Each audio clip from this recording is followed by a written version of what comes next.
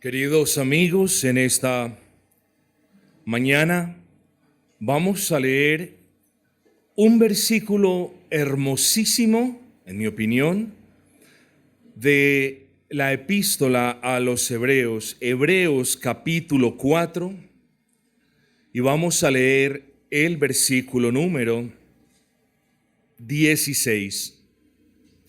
Hebreos 4, 16. Y dice la palabra de nuestro buen y gran Señor: acerquémonos, pues, confiadamente al trono de gracia para alcanzar misericordia y hallar gracia para el oportuno socorro. ¿Qué más podemos esperar al acercarnos al trono de gracia? Abundancia de gracia. No hay otra cosa que usted vaya a recibir al acercarse al trono de gracia que grandes raudales de favores inmerecidos, que cantidades enormes de misericordia que fluyen del trono de nuestro buen Dios. Y este sermón no solamente es para los amigos que aún no han abrazado a Cristo.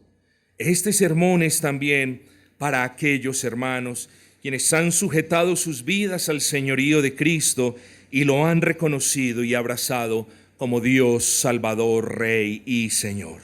Versículo 16, de nuevo: acerquémonos pues confiadamente, miren lo hermoso, al trono de gracia. ¿Con qué objetivo? Para alcanzar misericordia. ¿Qué voy a encontrar allá?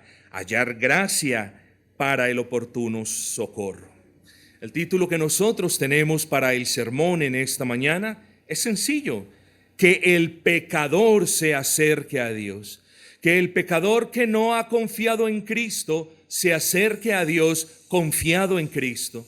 Pero que aún el hermano que está en pecado también se acerque confiado a ese bendito Cristo. Amigos, cuando consideramos la naturaleza de la raza humana, es evidente notar que la raza humana, fue diseñada para permanecer cerca de Dios y para que sus integrantes estén cerca de aquellos a quienes aman. Usted, cuando lee el libro de Génesis, puede notar que en el principio Dios estaba cerca del hombre y el hombre, en consecuencia, estaba cerca a Dios. Algunas personas hablan de una hermosa amistad entre Dios y el hombre. No obstante, yo prefiero hablar de esto como la más perfecta y hermosa de todas las relaciones paternales, llenas de bondad, llenas de amor, llenas de gozo. Había una comunión perfecta entre el hacedor del hombre y el hombre como criatura. Todo era perfecto. Había gozo, armonía, paz, y un hombre creado a imagen y semejanza de ese buen Dios. Dicha cercanía, piense por un momento si usted hubiese estado allí en lugar de Adán. Dicha cercanía le daba al hombre, a Adán y Eva, paz. ¿Y quién entre ustedes no tendría paz si gozase de la cercanía de su Creador? ¿Quién de ustedes no tuviese paz si tuvieran la plena conciencia de que su Creador, su Hacedor, su Dios está siempre cerca de ustedes? Si nos produce paz que alguien fuerte esté a nuestro lado, ¿cuánto más debería producirle paz al alma que nuestro Dios esté cerca de nosotros? Si al niño indefenso le produce paz que su buen padre esté a su lado, ¿cuánto más a nuestras almas les produciría paz si nuestro Dios estuviese cerca? Pero además de la paz que hubo en aquel entonces, hubo un gozo tremendo. Imagínense ustedes tener una comunión perfecta con el Señor, hablar con el Señor, dialogar con el Señor. Muchos eruditos dicen que el Señor descendía, se paseaba por el huerto en las tardes al frescor del día para hablar con el hombre. Aquí había una comunión hermosa, había un gozo tremendo y una confianza absoluta de que el trono de gracia estaba a su alcance. Allí estaba el Dios entre los hombres, en perfecta comunión con los hombres. Dios le había prometido al hombre estar cerca de él y estar con él y acompañarlo a él todos los días de la vida. Lo único que el hombre tenía que hacer era obedecer la ley de Dios. En aquel entonces, resumida en una sola ley: no comerás del fruto del árbol de la ciencia del bien y del mal. Solo había esa ley. Y eso era todo lo que el hombre tenía que hacer. Tenía a su disposición todos los demás árboles del huerto y por ende sus frutos, pero la ley se resumía en eso: no comerás del fruto del árbol de la ciencia del bien y del mal. Pero todos sabemos qué fue lo que sucedió. Queridos amigos, con la entrada del pecado, la cercanía del hombre con su Dios se acabó. Lo voy a poner de esta manera: Dios canceló la comunión directa con los pecadores y además los expulsó de su presencia. Aquí abro un paréntesis para decir algo muy importante. Cuando los cristianos modernos abogan no por una creación literal de 6 días, cuando los cristianos modernos abogan y dicen que lo de Adán y Eva no fue una realidad, sino que fueron elementos tipológicos de la raza humana, luego, estimados hermanos, nos vamos a encontrar con problemas que no vamos a poder reconciliar. Después del pecado, hubo una cancelación de la comunión directa. Adán y Eva no tendrían jamás acceso al trono de gracia como lo tuvieron antes del pecado. Vamos a hablar un poquito de esto más adelante. Eso significaba que a partir de ese punto, el hombre no podía tener comunión directa con Dios. Habría de necesitar un mediador. El hombre ya no tendría la confianza que tenía antes con Dios. La amistad que tenía él con Dios antes del pecado, de eso no quedaban sino recuerdos pasados. Ahora se requería un mediador, alguien que intercediera a favor de los hombres que estaban en pecado, pero alguien también que fuera Dios para ofrecerse de manera perfecta para pagar el pecado de los hombres. Ahí ustedes pueden entender por qué Jesucristo tenía que ser un hombre perfecto y un Dios perfecto. Tenía que ser un hombre perfecto para ser el representante perfecto de los hombres delante de Dios, y tenía que ser un Dios perfecto para que su sacrificio a favor de los hombres por los que intercedía fuese acepto por Dios. Ahora se necesitaba un mediador. Ahora el hombre no podía ser justificado por lo que hiciese o dejase de hacer. Aquí hablaríamos de un elemento muy importante que es la fe, de lo cual hablaremos más adelante. Pero lo peor de todo esto, amigos, es que a partir del pecado el hombre comenzó a perder su interés por estar cerca de Dios. Eso es muy irónico, porque el pecado había apartado al hombre de Dios. Ahora el hombre estaba perdido, lejos de su hacedor, con necesidad de acercarse a él, pero sin deseos de acercarse a él. Eso es lo irónico del pecado. Esa es la ironía del pecado. El pecado aleja al hombre del único que lo puede salvar del pecado. Nuestro texto dice: acerquémonos. En la física relativa, o pongámoslo más sencillo, cuando usted se acerca a algo o a alguien, a la vez se está alejando de algo o de alguien. Si usted está, por ejemplo, en esta pared y su esposa que está en aquella lo llama, el hecho de que usted se esté acercando hacia su esposa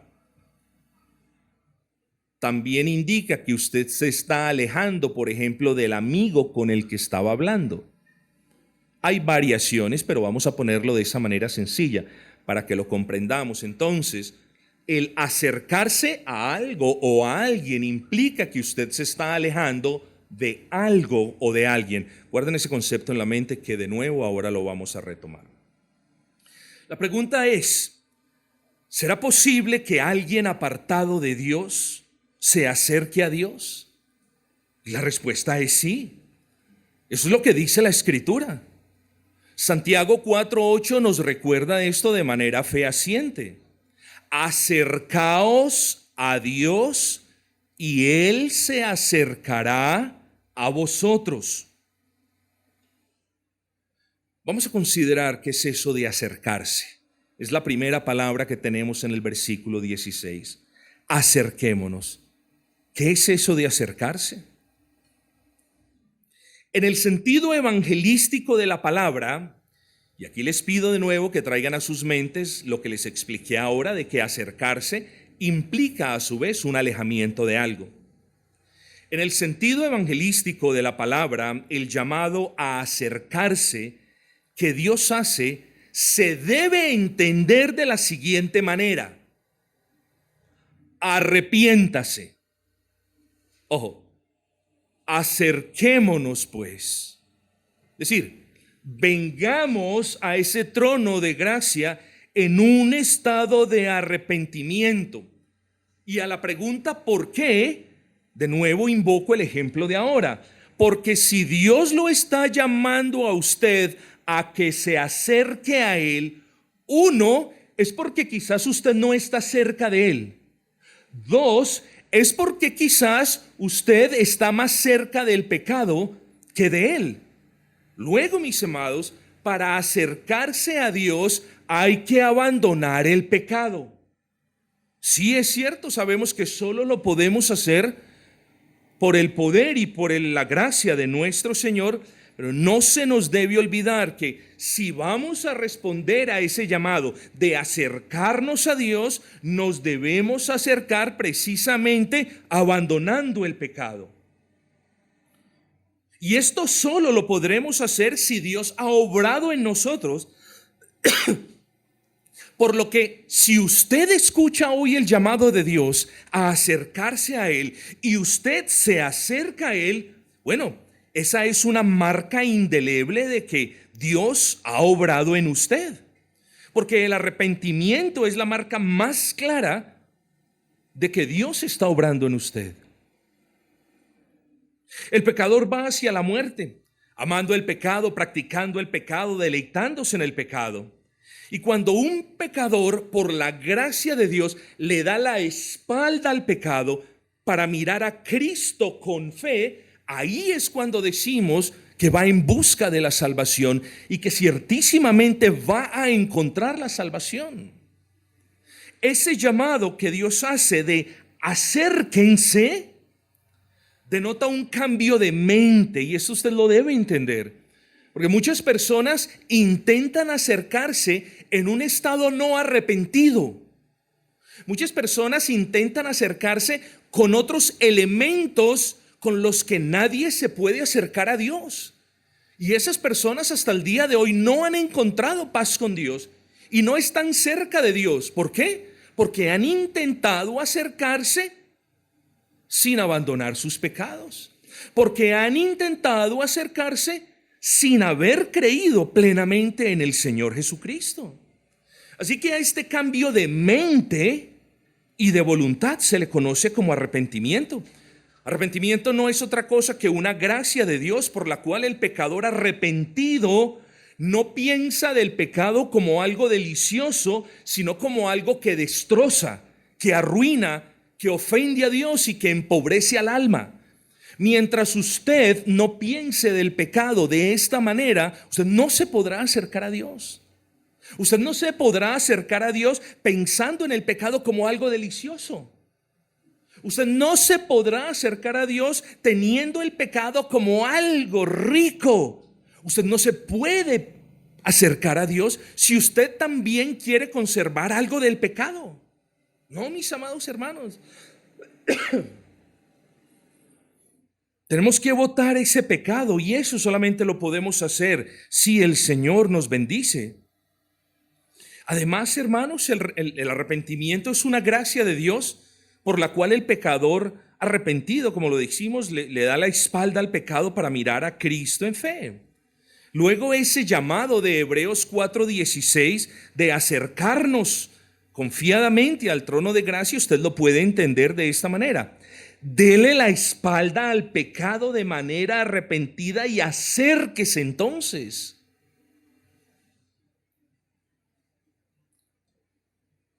Dios es un Dios bueno y grande y misericordioso, y gracias a Él nosotros ya no estamos sujetos a las complejas y elaboradas normas y leyes ceremoniales. Los creyentes tenemos una familiaridad con Dios, no una confiancita con Él, pero sí una familiaridad con Él. Pero aquel que aún no ha abrazado a Cristo en fe debe cerciorarse de acercarse de la manera estipulada, de acercarse aborreciendo el pecado, desdeñando el pecado, y de acercarse con el único elemento que es agradable a Dios, con la fe en el Hijo, en nuestro Señor Jesucristo. Y tanto la fe como el arrepentimiento son dones de Dios. Por lo tanto, cuando yo lo llamo a usted a acercarse a su Dios, a venir humillado delante de su Dios, yo estoy haciendo ese llamamiento para todos aquellos en quienes Dios ha obrado. Y si usted cree que Dios no ha obrado en usted, pues qué buena esperanza tiene hoy de pedirle: Señor, obra en mi corazón un verdadero dolor por el pecado. Obra en mi corazón un verdadero repudio por el pecado. Obra en mi corazón un fastidio real por el pecado, y concédeme los ojos para ver a Cristo. Y concédeme el entendimiento para saber que aparte de Cristo no hay esperanza para mí. Y concédeme la sabiduría para venir a Cristo y postrarme delante de aquel que murió en mi lugar. Mis amados hermanos, de otra manera es en vano todo lo que usted haga por acercarse a Dios. Ahora, ¿cómo se debe acercar? Bueno, ya lo vimos, en arrepentimiento. Acérquese, dele la espalda al pecado, venga a Él. Pero también hay otro asunto. El texto dice: acerquémonos pues confiadamente. Esa palabra es clave: acerquémonos pues confiadamente. Es decir, todos los pecadores no solo nos debemos acercar a Dios en arrepentimiento, sino que nos debemos acercar a Dios en fe. Eso quiere decir el adverbio confiadamente, que nos debemos acercar a Dios de manera confiada, en fe. Que nos debemos acercar a Dios con la certeza de que si usted se humilla delante de Él, Él lo atenderá. Porque Él no desprecia al corazón contrito y humillado. Luego, si usted se humilla delante de Él, Él lo atenderá, lo escuchará. Mire qué grande privilegio. Usted no está esgrimiendo su justicia propia, ni sus obras propias, ni sus capacidades, ni sus dones, ni sus aptitudes, ni nada de esas cosas.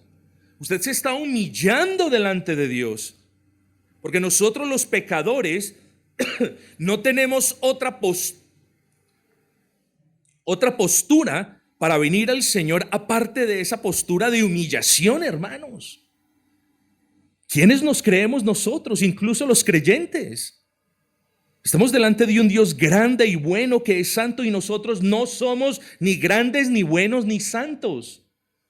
Y deberíamos venir delante del Señor todos los días humillando nuestros corazones porque le hemos ofendido, porque no hemos andado conforme a sus preceptos. ¿Cuánto más quienes no han abrazado a Cristo? Pero usted se debe acercar con la plena convicción de que si usted viene a Él, Él lo va a recibir.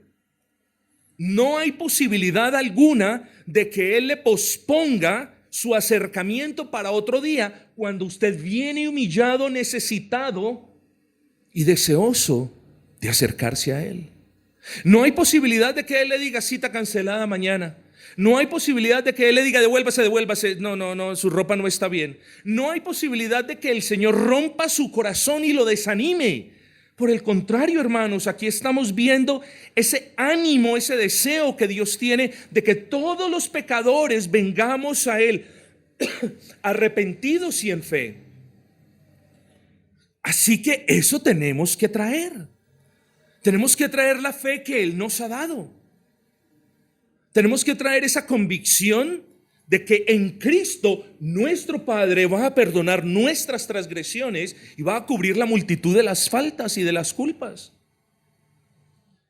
Nosotros nos debemos acercar a Él, convencidos de que Él se va a acercar a nosotros. ¿De qué manera y cómo? No lo sabemos. Pero está escrito, y lo que está escrito se va a cumplir. Acercaos a Dios y Él se acercará a vosotros. Claro, nosotros sabemos que si nos acercamos a Dios es porque Él verdaderamente ha obrado en nosotros. Pero note usted que Dios no se acerca a sí mismo. Dios nos ordena a acercarnos a Él, y en la medida que vengamos delante de Él sinceramente arrepentidos y con una fe salvífica en el Señor Jesucristo, Él va a salir a nuestro encuentro, hermanos, como el Padre y el Hijo pródigo. Ese es nuestro buen Dios. Debemos acercarnos a Él con la plena convicción de que si venimos no a justificarnos por nuestros pecados, no, Padre, es que fíjese que el hermano me hizo caer. No, Padre, es que descuidé mi devocional y por eso caí. No, Señor, fíjate que yo venía muy bien, pero las circunstancias de la vida me enredaron y caí. No, eso es justicia propia, y con nada de eso debemos presentarnos delante de Dios. Si venimos a rogar perdón, y si somos conscientes de que seremos perdonados solo por la gracia de Dios, por medio de la fe en el Hijo de Dios, entonces seremos perdonados. No hay manera que Dios no le perdone a un hijo suyo, y no hay manera de que Dios no justifique a alguien en el que Él haya obrado y que venga ejerciendo los dones de la fe y del arrepentimiento. No hay manera posible. Pastor, yo tengo poca fe. Esa le sirve, porque el Señor no exige multitudes de fe. Señor, yo no sé si tengo fe. Entonces eleve sus oraciones al cielo y diga al Señor, ayuda mi incredulidad, pero anímame a venir a ti arrepentido y en fe. El texto dice, acerquémonos arrepentidos, esa es la idea implícita, pues confiadamente en fe. Esa es la idea implícita, es decir, arrepintámonos pues y en fe vengamos ¿a dónde? Al trono de gracia, al trono de gracia. Usted, querido amigo, no se acerca a una cosa o a un trono como un objeto usado por alguien. Cuando el texto dice que se acerque arrepentido y en fe al trono de gracia, desde luego que no hace alusión a una cosa, sino a aquel que se sienta en ese trono. Usted se acerca delante de aquel que es soberano y ejerce dominio sobre el universo entero. Usted se acerca no delante de un profeta, no delante de un buen maestro, no delante de alguien santo. Usted se acerca al Rey de Reyes y Señor de Señores. Usted se acerca al único Rey que tiene la potestad de consumirlo o de darle vida eterna. Usted se acerca al Rey en cuyas manos está su vida.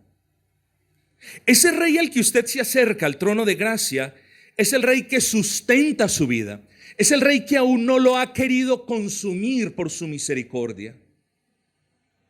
Es el Rey al que debemos temer. Es el Rey que puede mandar cuerpo y alma al infierno. A Él debemos temer. A ese bendito Rey. Pero ese Rey que tiene el poder para condenar, lo tiene para salvar a quien quiera.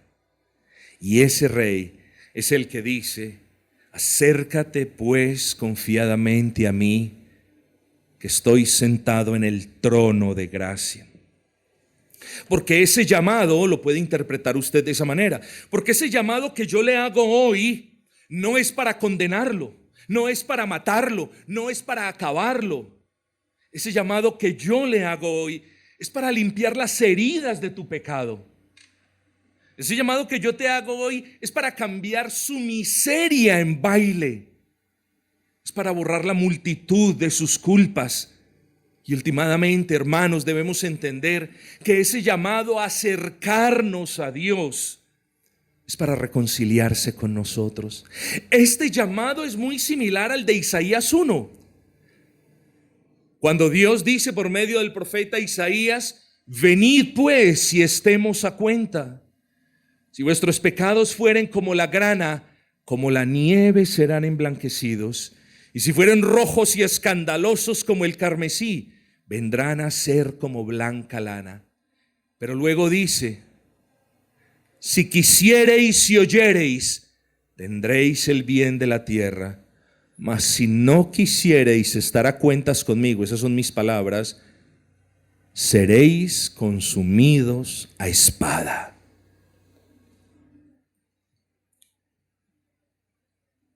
Amigos, ¿acaso podrá existir un lugar más apropiado para el pecador que el trono de gracia? ¿Acaso podrá el pecador encontrar algo mejor que la gracia de Dios que se sienta en su trono? Amigos, si el texto nos habla de trono de gracia, es porque eso precisamente es lo que vamos a encontrar todos aquellos que nos acerquemos a Él arrepentidos. Sí, nos acercamos a Él por la obra de su gracia en nosotros. Sí, pero nos acercamos a Él con la convicción de que allí vamos a encontrar raudales de gracia para nuestras vidas. Yo no sé dónde estás tú en esta mañana. Yo no sé si tú estás lejos del Señor. Yo no sé si tú estás cerca del Señor. Eso cada uno lo debe determinar. Lo que sí es interesante es que el Señor nos haga este llamado: acérquense a mí, vengan arrepentidos delante de mí. Yo tengo la potestad, yo tengo todo lo que ustedes necesitan. Tengo el perdón de pecados por el que clama su alma. Tengo la justicia que anhela su corazón. Tengo la paz y el gozo eterno en las que usted tanto se deleita. Acérquense a mí. Acérquense al trono de gracia, gracia en abundancia. Del trono del Señor no sale nada que no sea perdón de pecados y todas las bendiciones en Cristo, justificación, santificación, adopción antes que eso y todas las más bendiciones en Cristo. Así que le hago una pregunta, amigo: ¿se va a acercar o prefiere continuar alejándose de Él?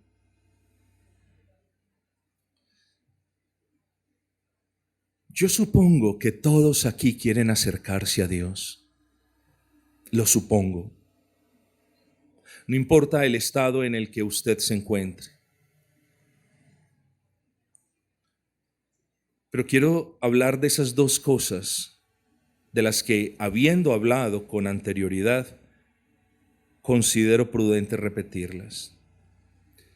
Como les dije hace un instante, estamos acercándonos delante no de un rey cualquiera. Usted, yo no me he presentado nunca delante de un rey, pero si tuviésemos la oportunidad de presentarnos delante de los reyes, es una práctica muy común, por no decir estándar, que quien se presenta delante de reyes, es una práctica muy antigua de hecho, que quien se presenta delante de reyes tiene que traer valiosísimos regalos. Regalos muy caros y muy costosos que representen mi aprecio por ese rey. Siempre ha sido así a lo largo de la historia. En un documental de la BBC de Londres se mostraba un local, no sé dónde queda este local, si en Buckingham Palace o no sé, lleno de regalos, de joyas, de animales exóticos que le regalaron a la reina Isabel durante todo su reinado. Pero enorme. Bueno, aquel que está sentado en el trono no se complace con regalos, porque usted no le puede regalar nada. ¿Qué le va a regalar usted a Dios? ¿Qué le va a dar usted a Dios? ¿Su buen comportamiento? Del mal comportamiento nos tiene que perdonar el Señor. Nosotros no tenemos que darle nada. Nuestras mejores obras, está escrito, son como trapos de inmundicia. ¿Qué le vas a dar tú al Señor? ¿Tus harapos? Las pocas cosas buenas que has hecho manchadas de pecado, ¿eso vas a traer delante del Rey? Solo hay algo con lo que cada pecador debe acercarse a ese trono, y ese algo es la fe. Grande o diminuta, lo único con lo que el pecador debe presentarse delante de Dios a pedir perdón es la fe en el Señor Jesucristo. ¿Y por qué es necesaria la fe? Ahora sí, volvamos al comienzo de este sermón. Recuerden que les dije que al principio Adán tenía una comunión directa con Dios, y cuando Adán cayó en pecado, esa comunión directa se rompió. Bueno, así también se rompió cualquier esperanza de comunicación o de comunión directa, más bien entre nosotros, que somos la descendencia de Adán y el Creador. Así que ningún hombre puede acercarse a Dios para ser perdonado por Él y para tener comunión con Él y para gozarse con Él, a menos que crea, que confíe, que abrace en fe al Hijo de Dios. Y es que la salvación por medio de la fe en el Hijo de Dios ha sido algo desde Adán. Y ese Hijo de Dios es el que quiero presentarles a ustedes en esta mañana. El Hijo de Dios, ¿quién es el Hijo de Dios? El Hijo de Dios, la segunda persona de la Trinidad. Dios de Dios, Señor de señores, coeterno e igual en poder y en todos los demás atributos al Padre y al Espíritu Santo. Igual en poder y en gloria al Padre y al Espíritu Santo. Esa segunda persona de la Trinidad tomó forma de hombre. Fue concebido sin el pecado de Adán en el vientre de María. Por lo tanto, su nacimiento no fue pecaminoso como el de todos nosotros. Y al ese nacimiento no haber sido pecaminoso, se constituía este varón que iba creciendo en gracia y en estatura delante de Dios y de los hombres, en la única esperanza de los hombres para ser salvos. Y la segunda de la persona de la Trinidad no dejó de ser la segunda persona de la Trinidad, continuó siendo Dios perfecto y ahora había adoptado una naturaleza humana también perfecta.